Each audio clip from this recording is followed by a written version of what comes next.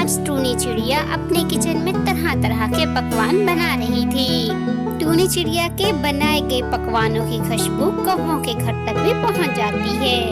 अरे अरे गौरी, क्या खुशबू आ रही है। हमारे जंगल में इस वक्त कौन खाना बना रहा है? कालू जी, यकीनन ये खुशबू टूनी चिड़िया के घर से आ रही होगी। आज उसके घर में उसके दोस्तों की दावत है। यकीनन वो इस वक्त कुछ ना कुछ पका रही होगी। दावत? और वो भी हम कौवों के बगैर? कालू जी, हम कौन से उसके दोस्त हैं जो वो हमें बुलाती। जो भी हो गौरी, ये तो गलत किया उस चिड़िया ने। हम कौवों के बगैर वो दावत नहीं उड़ा सकती। गौरी, दावत तो हम भी खाएंगे, मगर उसके लिए हमें दिमाग लगाना पड़ेगा। दिमाग में कुछ खुराफाती बातें सोचकर कालू और गौरी टूनी चिड़िया के घर की तरफ जाते हैं और फिर कालू कौवा खिड़की में छुपकर टूनी चिड़िया के किचन में झांकता है। कालू, क्या हुआ? चिड़िया की रसोई में तुमने क्या देखा?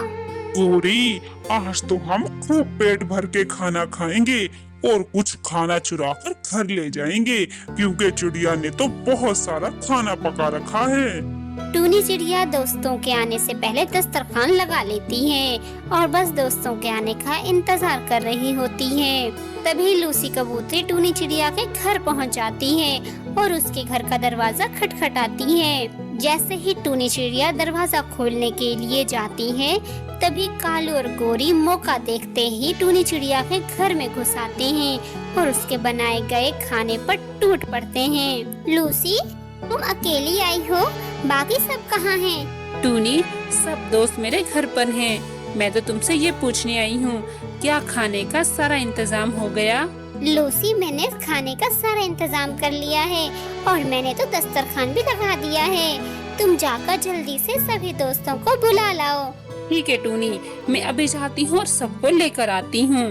फिर लूसी कबूतरी टूनी चिड़िया के घर से अपने घर की तरफ चली जाती है।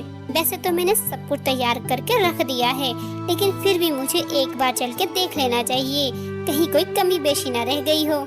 ऐसा सोचते हुए टूनी चिड़िया अपने गेस्ट रूम की तरफ जाती है और वहाँ पर वो कालू और गौरी को देख लेती है। दुष्ट कौवो, भागो भागो मेरे घर से, मेरा पका पकाया खाना खा रहे हो। चिड़िया, तुम तो हमें भूल ही गई, मगर हम नहीं भूले तुम्हें। इसीलिए हम बिन बुलाए मेहमान बनकर आ गए तुम्हारे घर। कालू, जैसे आए हो वैसे ही यहाँ से भाग जाओ।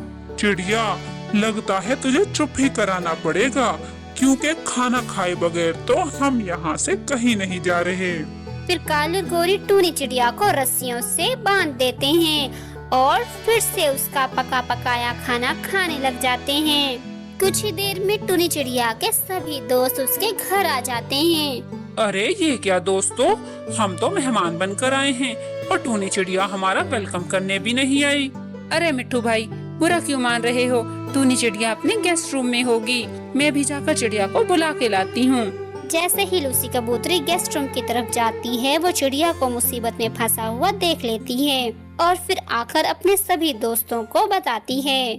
फिर मिट्टू तोता और कबूतर चिड़िया के गेस्ट रूम में जाते हैं और कालू और गौरी की खूब जमकर धुलाई करते हैं। फिर कालू और गौरी खूब मार खाकर वहाँ से दुम दबाकर भाग जाते हैं। फिर मिट्टू तोता टूनी चिड़िया के मुंह से कपड़ा हटाता है और उसकी रस्सियाँ खोल देता है।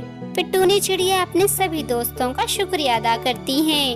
वो कौवे चिड़िया का बहुत सारा खाना खा चुके थे और फिर जो बाकी बचता है वो सभी मिल बांट कर उसे खाते हैं।